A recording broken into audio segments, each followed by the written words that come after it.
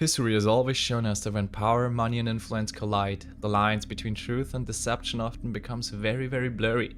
And in today's video, we're looking at part 3 of the DOJ interview with Chizzy, and instead of taking the statements of hers at face value, we're gonna compare them with already public known information and see where things don't quite add up. My name is Daniel and welcome back, willkommen and alla to DeepTalk Society. Let's go, part 3. And guys, first of all, I have to talk for the first 2 or 3 minutes. That's because of the algorithm, because I'm trying to trick it. So that's why you see gameplay footage in the background. And like I told you before, this is part 3, so please watch part 1 and 2. Make notes with timestamps, and when the series, the 6-part series is over, we're diving straight right into all the lies of all parts. And yeah, there's a lot, because I know some stuff that you don't know about this network. I promise you, this is not clickbait. I'm not here to clickbait. I'm here to spread awareness, and that's why you're here too. Yeah, I figured when you click on these videos, you're already a person that tries to spread awareness. And please guys, take that second to like the video. I usually don't ask for likes, but these videos are so important to get out, and they would really appreciate. And if you don't like it, hey, you don't like it, but please let me know what I can do better, because criticism is always appreciated, always welcome. But if you just say that's stupid, okay, I mean, what should I do with that? I can't read your mind. So when you say that, what do you mean? Do you think it's stupid because of this or this? Please let me know in the comments. I'm not going to, well, this channel is not to just be entertaining. This channel is to spread awareness. So if you think I can do it better, please let me know. Please let me know. And guys, leave a comment on the video with timestamps so we can discuss further in other videos or in the deep dive series that's been coming up. And if you don't have time for a long comment, I know these days we don't have time for anything, so fair enough, but please leave an emoji, that one, or just put in a smiley face, and that would help out so much. And of course, please subscribe and activate the bell icon so you can get every notification when we go live. We will be live, so you and I, we can deep dive together, we can research together, and when you see another video drops, that's why you activate the bell icon. Guys, thank you so much for being here. I'm so grateful to do this. This is my true calling. I knew since I was a kid that I want to do this, because I've been through a lot of stuff in my life, but this wasn't for nothing. This wasn't for, I don't know, all life's out there for me. No, this was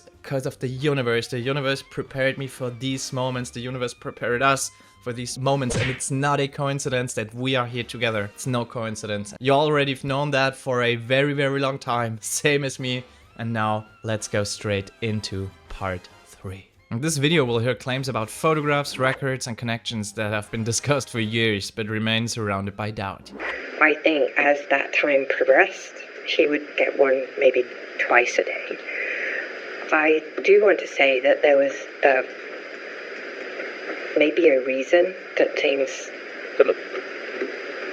altered or morphed or progressed, and it is maybe part of the reason also that he and I,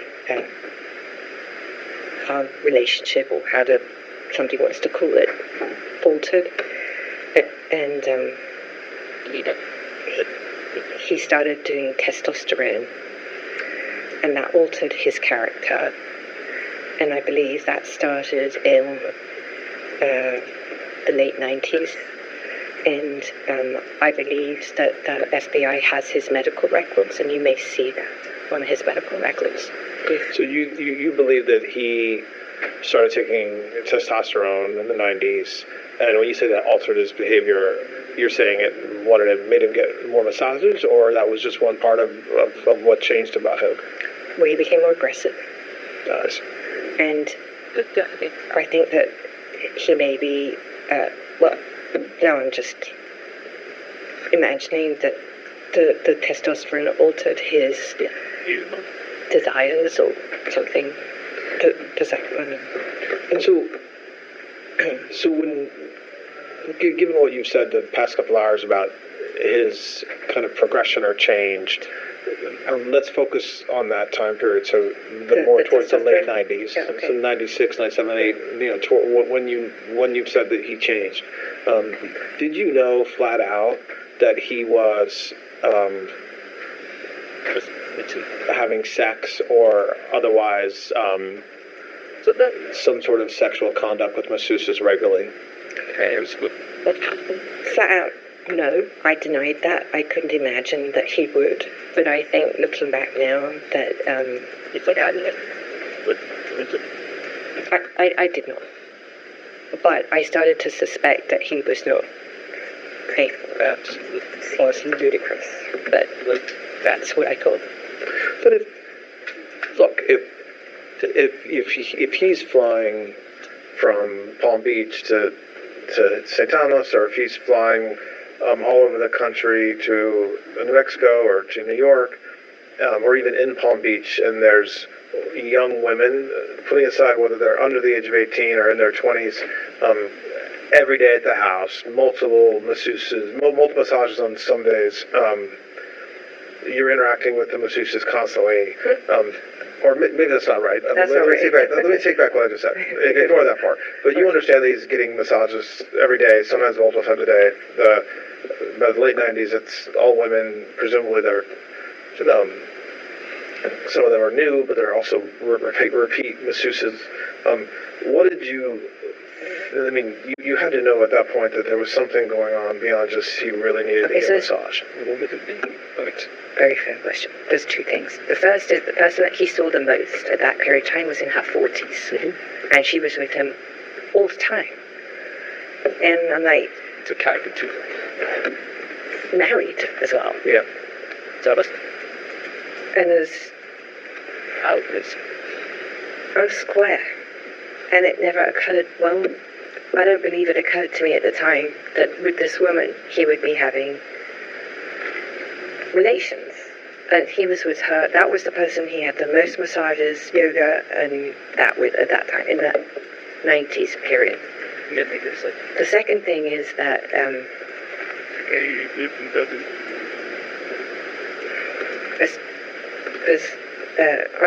he told me he had difficulty having an erection. And I believed him. When you said he said that, you mean he regularly told you that? Like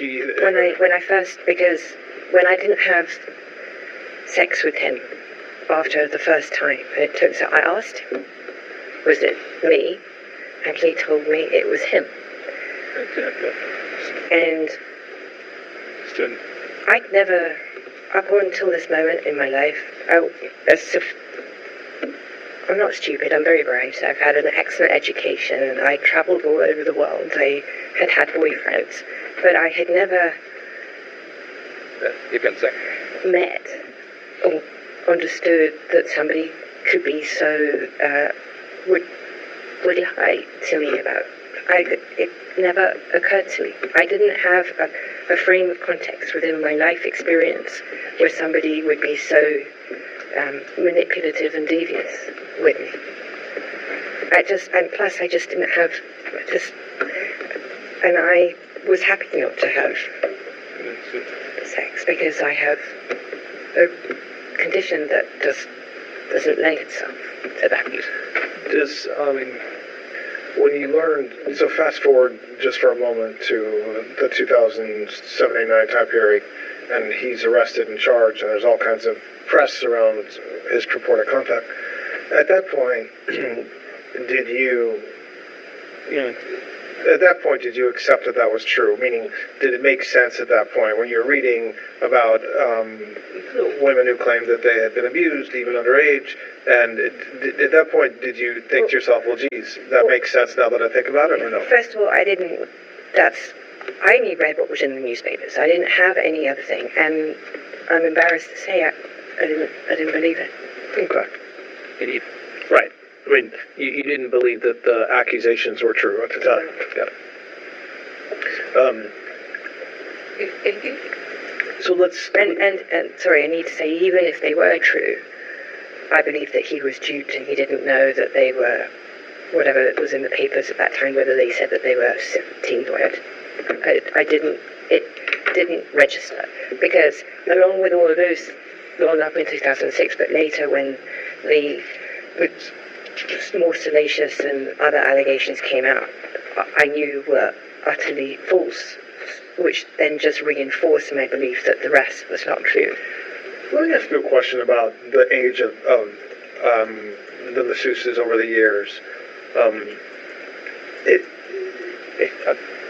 I think in my mind, there's a difference between you knowing or not knowing that a masseuse is under the age of 18 and coming to get a massage, and you knowing that Mr. Epstein, sexually abused the underage person or made her strip or something like that. Meaning, and I want to understand whether you believe that nobody that came to give massages, none of the women were under 18, or that you didn't focus on their age, but you were more focused on whether any underage woman was abused by him. I think it's better to answer this question with corroborating evidence and then go back and explain so that I frame your understanding of what I'm saying. My understanding is that in 2008, they had interviewed 44 women, let's say, or around that number. Mm-hmm. Oh, you have to understand, not a single one of those 44 women mentioned me in a single report. And it's not because... Let's go back. They didn't mention me in the report because they never met me. They never saw me, and they never interacted this way. So, to go back to your question, it's not that I thought one way or another. It's that I didn't see them. Correct. I see. Okay. Does that? Yeah. That's helpful. So. And when I say not one single one of those reports talks about me. And I just want to clarify exactly because I'm obviously aware that one of those girls was one of the witnesses in my trial, specifically.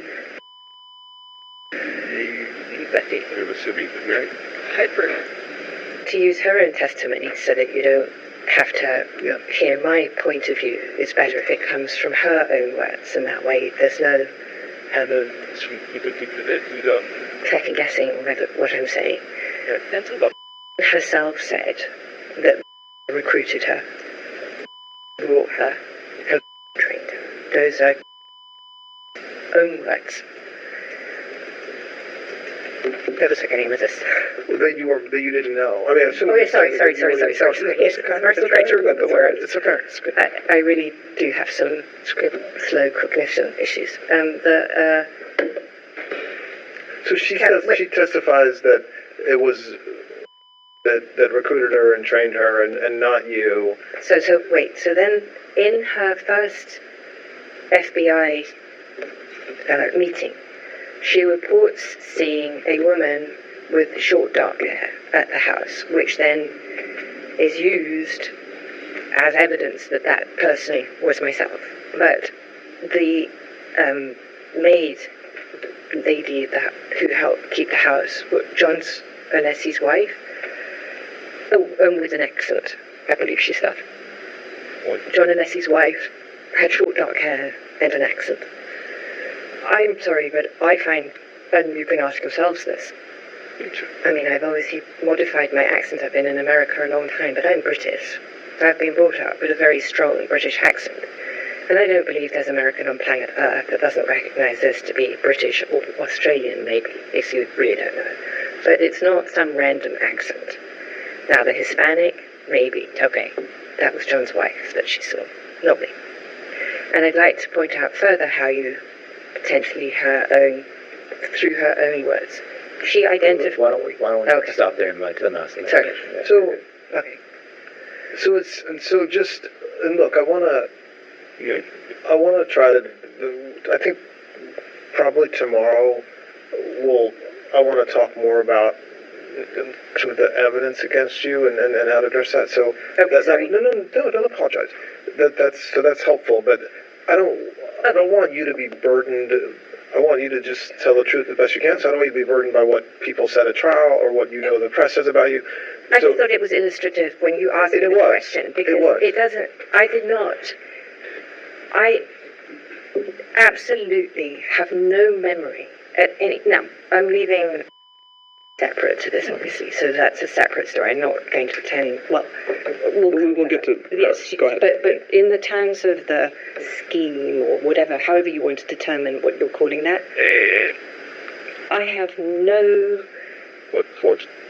memory, no active anything of having seen anybody that resembles a young child, let's call it what it is, at that house giving him a massage.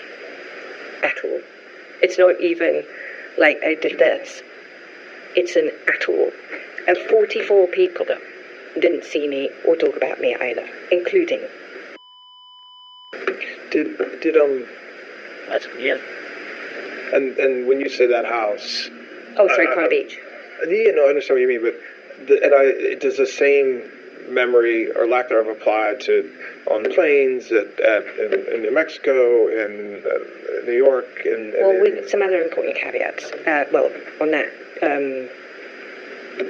Jordan Jane in my trial was clearly underage, clearly a child, and I only saw her in Palm Beach, and I only saw her with her mother. The other person was clearly also not an adult or even close, I believe. I remember her now. So that would be the only two, or three, whatever that is. So, Did you ever know Mr. Epstein to communicate with FBI agents, either like intelligence FBI agents, like as a source, or just generally with FBI agents? No. Do you think if he had done that, you would have known, like he would have told you something like that? Like if I said to you, Mr. Epstein was a source for the FBI, would you say, that's crazy, no he wasn't? Or maybe he was, he would have told me that anyway? I have two answers for that. I think if he was for real, I think he would have bragged about it to me as a show-off, because he could be a show-off. And if he wasn't, he might have dropped it like she was cool. And I don't remember him doing either. Now, with again the caveat that before I met him, finding money, I think he may have suggested that there was people who helped him, but that's the only context that I recall that in. What do you mean by that? When you said finding money, what do you mean? Oh, his business where remember I told you, I think in that context, he showed me a photograph that he had with some African warlords or something that he told me, and you know, I don't remember if that's what I interpreted, like that kind of thing, or whether it was something like that. That's the only actual active memory I have of something nefarious. Well, nefarious. I don't even know if it was nefarious, but covert, I suppose, would be the word. And what about any other intelligence agency, that's the CIA or Defense Intelligence or any other law enforcement agency? Okay. I don't think so. I think that I don't remember anything like that. I just don't think he had the wherewithal, and I think that whole aspect of that is. Can I use a bad word? Yes. Bullshit. And what do you think is bullshit? Meaning, what do you mean? Would you have known if he was? Would he have been bragging to you? Would he have been saying these things? I think he was, because I think. Well, sorry. I think that. I think one of the reasons why he liked me was because of my family connections. So, and why he liked other people was because they for school or whatever. And I think that certainly early when I met him, he would have tried to impress me or tried to show off, if you will, like he was that guy, you know. And he wasn't that guy. And I think that he would have tried to bullshit me, and he didn't. So I think it's... He may have tried to bullshit me, but not right. Sorry. So I want to just shift for a few minutes to talk about post-2000 and 2000 to kind of when your relationship changed over the years with him. Did there come a time when Mr. Epstein did meet members of the royal family? Yes. When was that? So I need to go back because I think I may have misspoke. Okay. Well, I didn't misspeak. I read something that I had forgotten. Yeah. Before I met Epstein, he lived in London for a period of time. I don't know for how long. And he met and knew some truly fancy people, like people,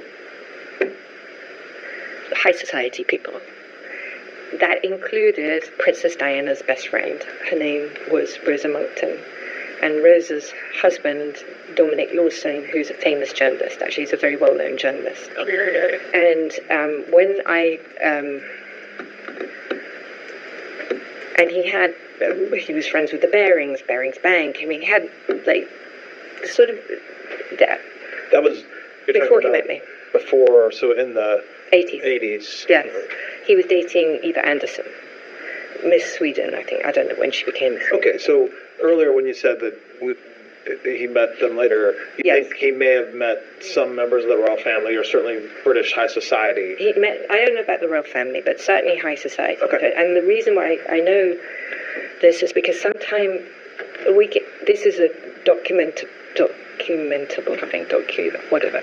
There's a photograph that can give you the date, because I don't remember what the date is of this. So there's something that will peg whatever this date is. I don't remember when that is. Epstein went to London often went everywhere without me, but he was in London without me, which was decently unusual because London's my hometown. But anyway, he went without me, and he went to a big event in... I think it was in the anyway. This big event. It's on the news. It's like there's photographs of it, and I don't know if he sat with Diana or he met Diana or either he met her. I don't know, but this I believe was organised by Rosa, and so I don't know if she was being set up as a date for him, maybe because I don't want to speak bad of Diana, but I'm not going to. Okay, so that was pre-meeting you. No, that was. When that event happened, when we were... Oh, okay, that was... No, it's when we were... I'm not going to say together, but... Okay. How about this? When I was his employee. Okay. So now moving back to the 2000s, did there come a time when Mr. Epstein met Prince Andrew? Yes. And others in the royal family, or just Prince Andrew, as far as you know? So... As much as I can piece it together, first of all, let's just state, I did not introduce him to Prince Andrew. I did not introduce him to Prince Andrew or to Sarah Ferguson. That is a flat untruth. Start with that. So now I'm going to tell you how he did actually meet him. So, if you find me that photograph, I can date that time when he met Princess Diana at that event, and based on that, I'll be able to tell you if it's pre or post that event, because I haven't looked it up, and I've never bothered to check. So, Lynn Forrester, who was a client or some type of client, or I think she actually tried to date him, or might have dated him for the record. She was in... Do you want to ask me something? Okay. She was... she had a house, or she rented a house in the Vineyard. I think it was in the Vineyard or Nantucket. I can't remember now which one it was. It was one of those. So either Nantucket or the Vineyard. And invited Epstein to go. And I believe that's when he met Prince Andrew. However, I believe that before that event, he had gone to the Bahamas and had hung out with Sarah Ferguson. And Sarah had called Epstein and had arranged with Lynn, or I don't know now I'm speculating. Anyway, long and short, he met Andrew up there. And I'm not holding you to an exact date, but when... Well, we can date it from that picture, if you find me the But picture. you know, without looking at a photo, in your mind, approximately when was that? I want to say it was 2000, no, probably 2001, 2002. Early 2000s. Yes. And I think it was actually Prince Andrew himself who suggested that he met Jeffrey Epstein through you. I think that's true. So, well, It's true that Andrew said that. yeah, no, I'm sure it's true. Because I'm English, and my close friends are all close friends with Sarah and Andrew. And I would not say that I was close friends with Andrew before, but certainly we were friendly, and certainly his best friends, some of them very, very close with me. And I think that my friendship, me being present for me is what made Andrew like Jeffrey more, like trust him, or I think that's... So you don't dispute that that you kind of had a role in getting together. You're just saying you didn't say... I would never have introduced them. It would never have occurred to me to introduce them. I couldn't imagine them being friends. You get two chalk and cheeses would never, I mean, for real, there's nothing there to connect them. So he met Prince Andrew, and then he had a really good relationship. I don't like that word, it sounds clunky. They had a friend. Acquaintanceship. Thank you. And through Sarah, actually. I think Sarah is the one that pushed that. And they met and hung out, I want to say 2 or 3 times. That had nothing to do with me. I wasn't communicating with Andrew. I wasn't in touch with him. And I know this because I was annoyed. And I felt left out. And I felt disrespected. And I was like, this is weird. I couldn't even imagine Epstein and Andrew together. And I thought that Sarah was trying to put the moves on Jeffrey, if I'm being honest. And I thought the whole thing was annoying. And it was So what happened with the relationship, putting aside the publicity around Prince Andrew's purported relationship with... what happened, as far as you know, with Prince Andrew and Mr. Epstein's relationship from the times you just described? Okay, so after that, at some point, Epstein told me that Andrew was coming to New York and I needed to organise the whole thing. That's classic, by the way, classic Epstein. Of course, if someone like, all right, Klein, whatever. And because he wanted to make sure that Andrew was taken care of and that he was comfortable, he had whatever he needed, and yada, yada, yada.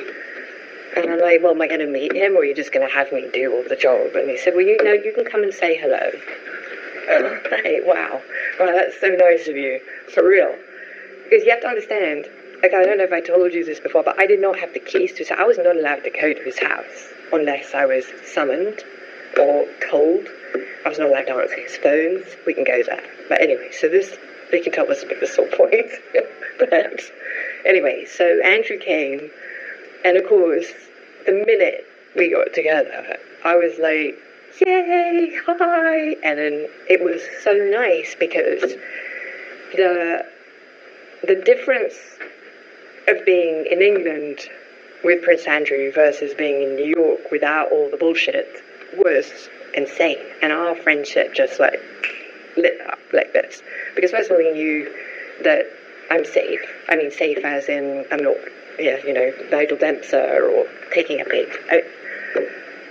Not in a million years would I do something so gross. And we honestly got on like a house on fire. I really liked him a lot. And it was so nice. And we just became really, really good friends.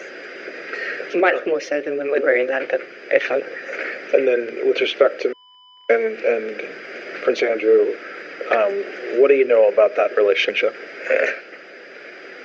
Would you like to ask that again? Relationship's a big word. Like I said, I don't like the word. Let's just start there. Okay. So I have read I just want to, like, piece together. But don't say, before you say what you read, because that's one of the problems, is that we're all kind of All right. well informed by, like, all the publicity and information around what everybody else has said. But, like, what do you think? Yes. Or what did you see? Well, what did you hear? What's an even bigger word than bullshit? Okay. Why? Well, go ahead. But finish that thought. Why do you think that? I'm going to tell you right now. I'm so happy to tell you. I'm, like, excited. I'm beyond excited. Okay, so there's a mixture of what I've actually seen and known from the evidence and versus what I've put together. Impossible for me at this point to separate everything, but I'll tell you what I know versus what I saw and what I physically can think, yes. But it's helpful for you to know. So, the allegation, I have to go with the allegation. The allegation was that at my house in London in March, whatever that was, 2001, I believe, we went to London especially so that we could have a relationship with Prince Andrew, and she was paid a vast amount of money for that purpose. Okay. And that she then got in my bathroom in my house in London and had sexual relations with him, and then went into my guest room and had full-blown sex, and then left my house. Or he left and she felt used or discussed how we were. And a photograph was taken of them just before all these events took place in my study. That is what is the story.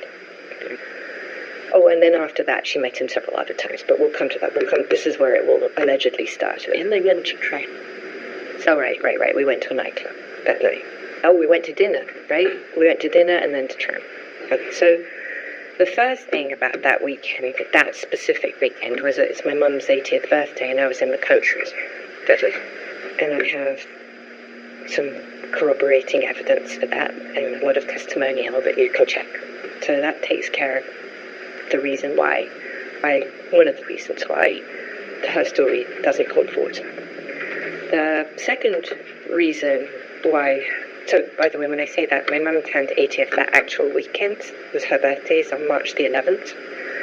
And the reason why I went to London, and I presume, but I don't remember, is why when we were, so the whole trip started because of Alberto Pinto, who is the decorator for the island and for New York as well. And he had wanted Epstein to go to see a house in Marrakesh, if I remember rightly, and went via the Alhambra. It was also for New Mexico, so there's architectural pieces that contain it. And that was the basis of that trip. And I suspect now that trip was planned all around the fact that I was going to be in London no matter what for my mum's 80th birthday at my brother's house in the country, which is approximately an hour outside of London, an hour and a half outside of London, at my brother's home. And we all congregated on the Saturday for her birthday celebration on the Sunday, and then we left. So that's that. The second reason why, probably maybe even the more important reason than my mum's birthday, that I think it's absolute rubbish, is that Prince Andrew, the idea of him doing anything of that nature in my house that's the size of this room is so mind-blowingly not conceivable to me as the man, or what I just can't even. No. Is there any way that it could have happened? No. Okay. Describe the physical plane. Oh, the physical. So, my house was tiny. I think it's 900 square feet in total. Well, maybe that. Is that right? Maybe 9. It is on 3 floors, however. We're talking about it's a jewel. It used to be a stable for a horse.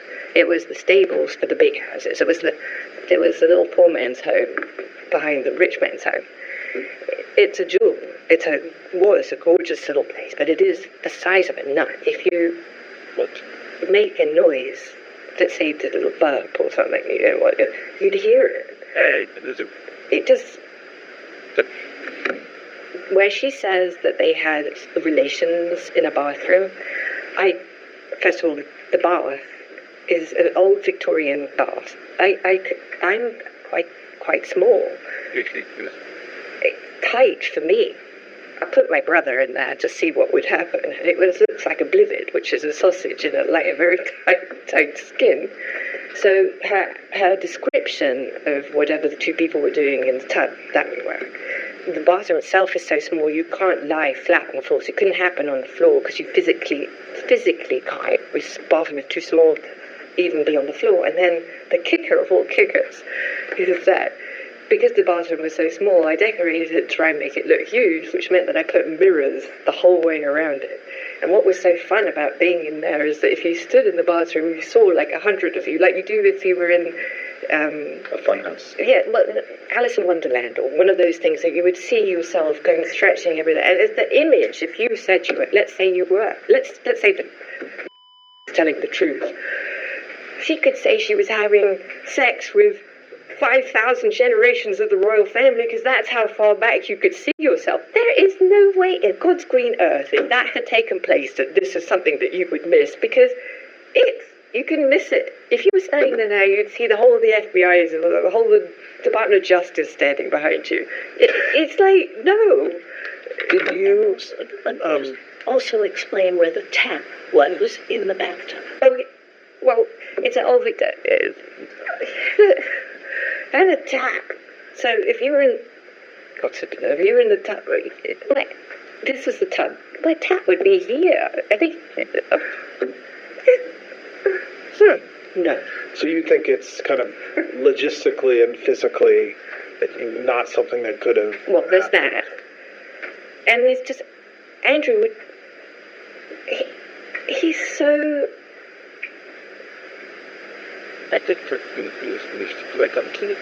English. He's so... He's had a tie on. Interesting. Do you think there's any way it could have happened or no? Absolutely.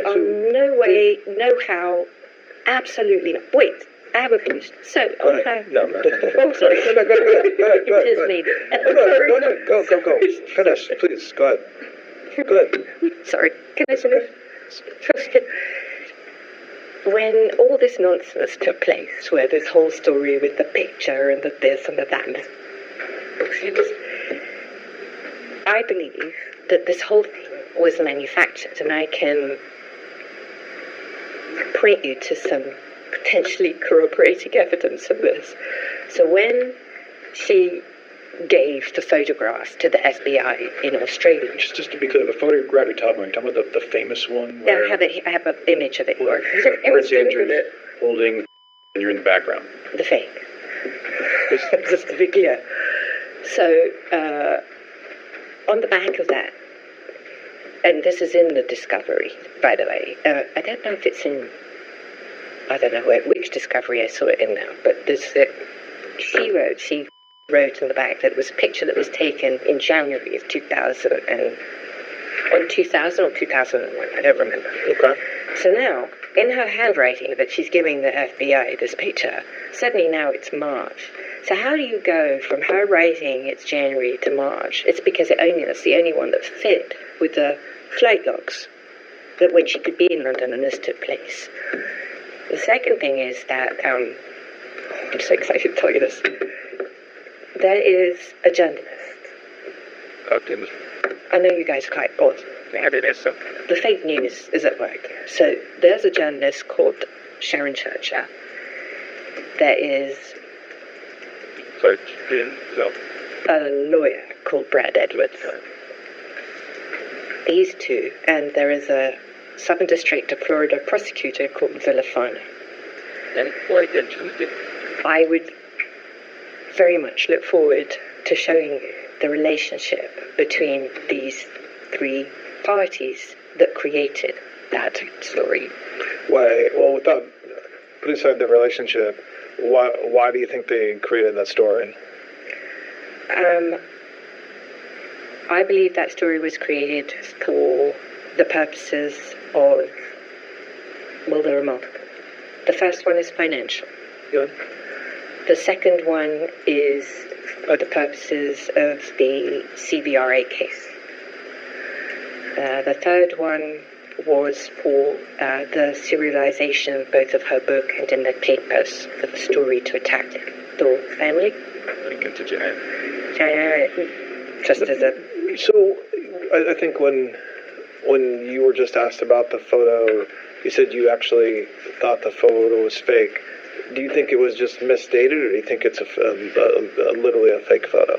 I believe it's literally a fake photo. Why do you think that?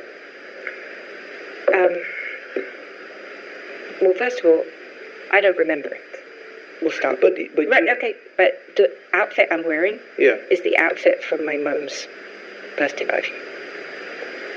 So, but you don't have any... Do you dispute that they met each other? Do you know whether they've met each other? I do not know that they met. Okay, so you not only... So you think the photograph is fake, but you also are not even positive they actually ever met each other. I know. So you don't have a specific recollection of kind of being at an event or a party or your apartment or your flat in London with Prince Andrew and... Absolutely. She doesn't know one way or the other. You understand that? Yeah. The reason why I'm not hesitant. I don't have any memory of that. So that's not the issue. The issue is, could Andrew come to the house to see me or see Epstein and say hi and she had been there? Yes. I can't say that didn't happen. But what I can absolutely categorically say is that I never, at any time, set Andrew up to have relations with her or any other human being, ever. And I can categorically state that her characterization of whatever may or may not have happened physically would just know. And plus, I was in the country, so all of that's just still conceived correct. Did you attend,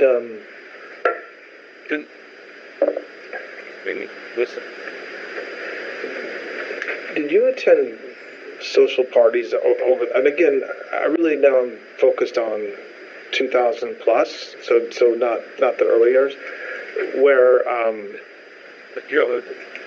Mr. Epstein would host a party or be a big part of the hosting of the party, and some of, or many of the young women who were masseuses would be invited to the party as guests or as entertainment.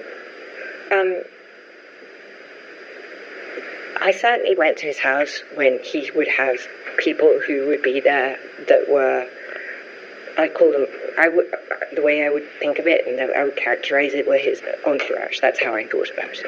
And that certainly was in the later 2000s, yes. Did you attend any weddings of famous people with Mr. Epstein? Again, I'm mostly focused on post 2000, but if there's something that comes to mind in the 90s, that's fine as well. A wedding? Weddings. With Epstein? I don't think I ever went to a wedding with Epstein. But I can't think of a wedding that I ever went to with him. Do you know, so you don't remember, or you didn't attend President Clinton's daughter's wedding? I did. Chelsea Clinton's? But that wasn't with Mr. Epstein? No, it was with Ted Waite, my boyfriend. Say it again? With Ted Waite, my boyfriend. Okay. Do you know whether Mr. Epstein was at that wedding? He was out. And how did you have a relationship? Well, why did you get invited to that wedding? Because Ted and Clinton were very close. And why? How were you close to them? Like, what was the reason you were close to them? I met President Clinton. First of all, I went to the White House with Epstein once for, I think it was for a historical, like one of those benefits. And I met the president then, but like 1,000 other people shook his hand. Then after that, I had a good friend of mine that was known to be the mayor of Miami Beach, Philip Levine, and Philip and the president were very good friends. and Philip and I were very good friends, and so I actually was introduced to the president post his coming out of the White House and became friendly with him because of Philip Levine. Because of what? Philip Levine. Right. There's some names that have been publicly associated with Mr. Epstein that I just want to ask you if you know about. Piers Morgan. Is friendly with who? With Mr. Epstein. I have no idea. Never. I doubt it. Yeah, there's no trick question. I'm not I'm not suggesting that I know the answer to it. I'm genuinely just asking. I would be astonished. I can't imagine they'd have anything in common either. How about friends with Piers Morgan? I've met him. I met him at an event in Manhattan. I can't remember what. More recently, so probably in 2012, 30, something in that, and we had a very nice conversation. So I remember that. I remember thinking, I don't remember if I'd ever met him before, but I remember thinking how nice he was and how surprised. So I liked him. What can I tell you? So that's the only memory I have of that. I'm not sure if that's correct, but that's what I think. I don't have a correct or incorrect. No, I just don't know. I just want to try and... No, but I want you to believe me, because I mean this. There is so much information in the public sphere about you and Mr. Epstein and others around, and some of it is definitely true, and some of it is definitely false. Okay, all right. So when I ask a question, if I think that you're not being honest or that you're missing something, I'm not. This isn't got you. Okay. I'll say that to you. Did you ever meet JFK Jr.? I'm sorry? Did you ever meet JFK Jr.? Yes. When was that? I met him at Andrew Cuomo's wedding. No, Kerry's wedding. Who did Kerry marry? Andrew Cuomo. Yes, sorry. Okay. Andrew Cuomo's wedding in. When would that have been approximately? 1990. So before. 1989. Something like that. But would that have been before you met Mr. Epstein? Yes. Did you have any sort of professional or social relationship with John F. Kennedy Jr.? I fancied him. You what? I thought he was very attractive. Oh, you fancied him? Sorry. Aside from finding him attractive and fancying him, did you have any sort of, social relationship with him? We knew each other, and I thought he was wonderful and fun, and I enjoyed meeting him. But we went out. I want to say we had a dinner or two, but I was very excited. But that was it. And then Alan Dershowitz. What's the question with Alan? Say it again. What's the question? Do you know Mr. Dershowitz? Yes. Do you know whether he knew Mr. Epstein? Do you know the nature of their relationship? I definitely do know Alan. Sure. I'm just trying to remember if I knew him. But I'm trying to remember how I met him. I met him separately. I don't remember. So that I have no recollection. I remember, I know that he was Epstein's lawyer. I don't know if they had any relationship prior to that. I don't remember. Oh, I do, actually. Sorry. I think they met at the same Martha's Vineyard through Lynn Forrester. Now, I think that's what happened. I think that's it. And why do you think that? I just put to my head. Okay. And did you said that Mr. Dershowitz was Mr. Epstein's attorney. Do you know whether they also socialized? So my personal memory of when I have two distinct memories with Alan. One is with him and his wife at the island, and I actually remember that. And I remember, I think going to his house in Boston, if he had a house in Boston. That's the only two times I remember. Did you ever observe Mr. Dershowitz doing anything inappropriate with young women around Mr. Epstein? Never. Did you ever hear did anybody ever tell you that he had done anything inappropriate? Absolutely not. do you know one way or the other whether Mr. Dershowitz ever got a massage at the island or any of the locations that he was at with Mr. Epstein? I don't remember anything about him ever getting a massage. I don't ever have any I don't believe I ever even saw him in a bathtub. I have no knowledge of that. But, I'm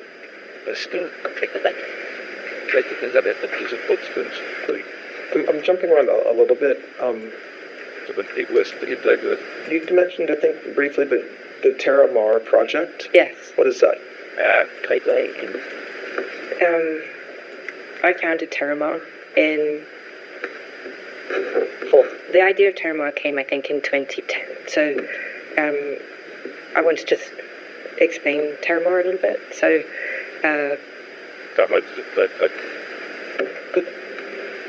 Ted and I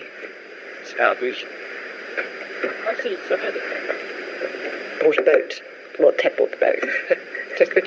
And the basis of the boat was to do explorations and sea exploratory stuff. This really started because I have and have had since I was a child a love of the ocean and everything aquatic, and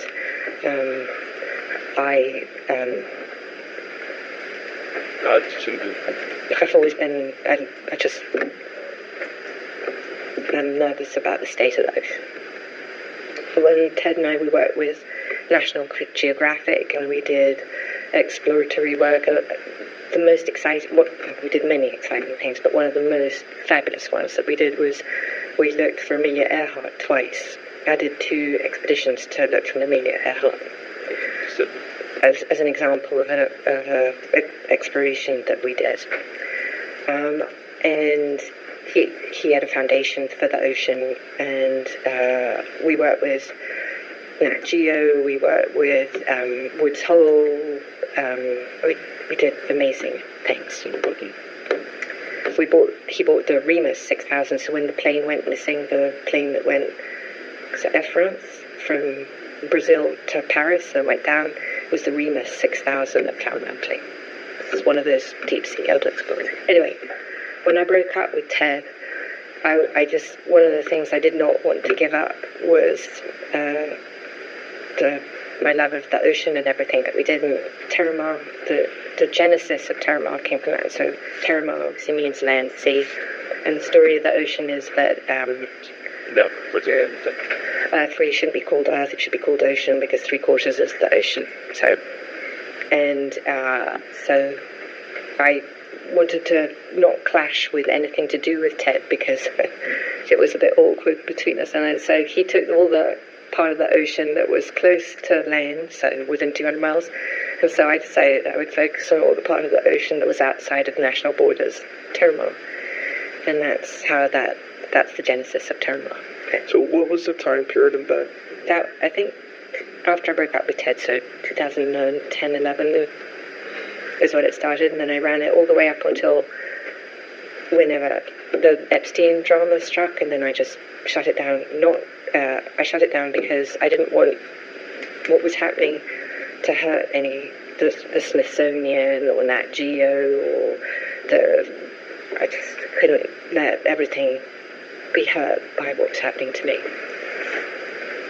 Do you know Jean-Luc Brunel? Yes. How do you know?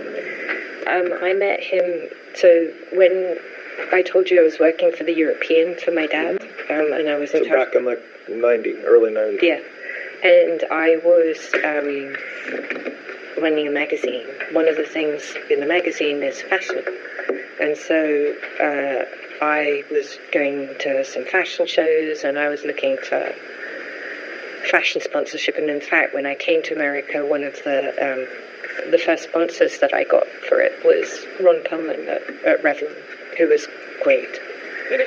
And I met Jean-Luc through just in Paris like that, but socially not.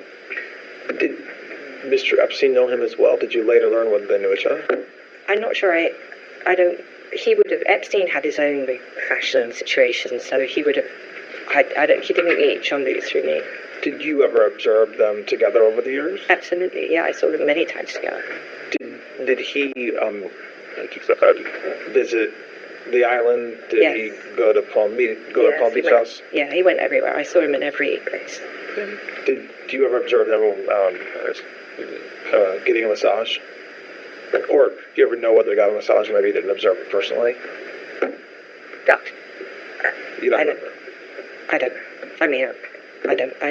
I have no conscious memory of Jean-Luc. Like, I would imagine that he did, but I don't. Okay. How about Mr. Weinstein, Harvey Weinstein? What would you like to know? Do you know any? Yes. How do you know? Like, I guess, let's say, how do you know him? Is it a relation you had kind of separate from Mr. Epstein, or did you meet him through Mr. Epstein, or? First of all, I wouldn't say I had any type of relationship with Harvey Weinstein. Okay. In any context. Socially, I would meet him because I would go to events that Harvey would be at, and also his wife was English, Georgina.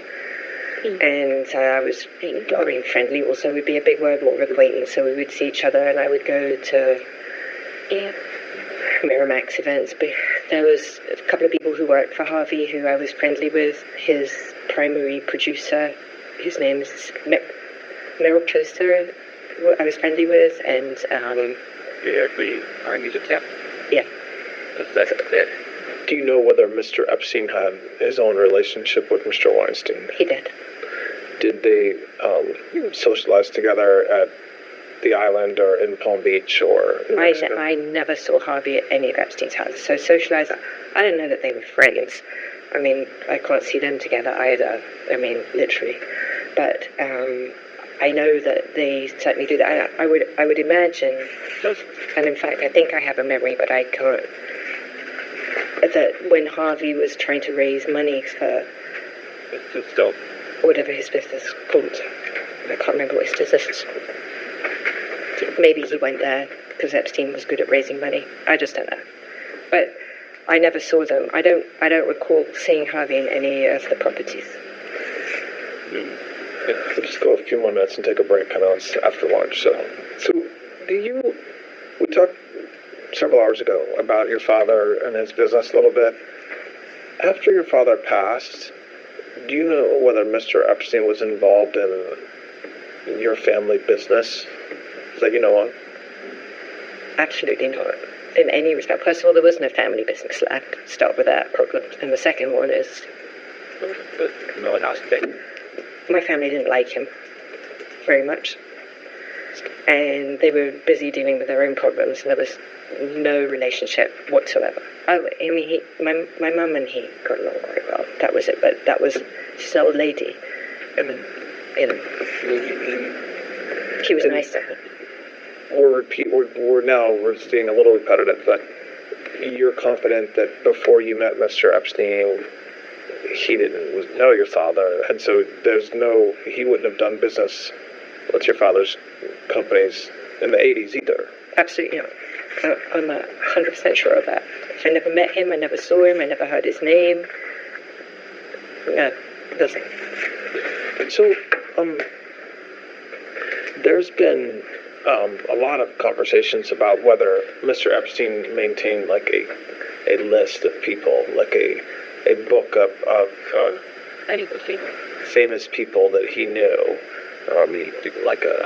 It's called a black book or a client list or a list. Did you know of the existence of any such list? There is no list. We'll start with that. The genesis of that story I can actually trace for you from its absolute inception, if that is what you're interested in. First, to be short, there is no list, there's no client list, nothing like that. No, there's nothing like that. Did you know? Did I? Obviously. Yeah. Okay, so you say you think you know the genesis, so go ahead, tell us. I'd like you to know that I have brought in supporting corroborative evidence. Tell me what it is, and then we'll get the croppers. So, Do you want to take a break here? Because this is a long... let's take a break, yeah. Yeah, let's take a break. All right, the time is 2:03. We're going to take a break right now. Good. And good. Right, we're resuming the recorded proffer of Miss Maxwell. It is 2:16 on Thursday, July 24th. And the recording device is now on. So when we stopped to take a break, we were talking about what has been publicly discussed as a black book or the Epstein list, and that's where we are. So you said you think you might know, or that you're aware of kind of the origin of this narrative. All right. I just want to reiterate again, there is no list that I am aware of. I've never, at any time, at least during the period of time when I was present. Okay. So, you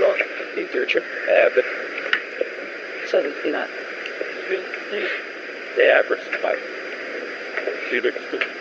The origin of this story, I believe, begins,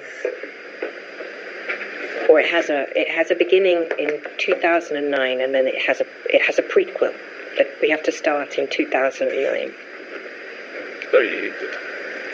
In 2009, there is Epstein is, I think, out of jail, and there are civil suits taking place. You know, many of these are coming out of a disgraced law firm, Rothstein, Rosenfeld and Adler. yeah, sorry, what's it? At that law firm is a lawyer who started there in April, May 2009, Brad Edwards.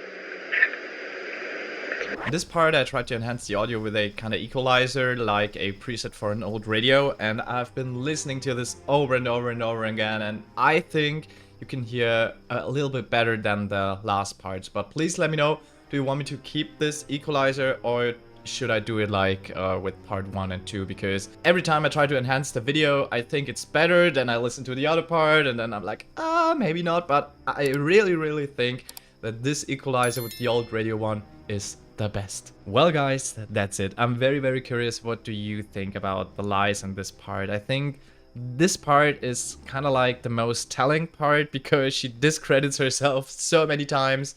She well, it doesn't even add up. So she says one thing, Blanche told her, no, we already know this, and she's like, yeah, you're right. Sorry, but that's just ridiculous. That's just fucking ridiculous.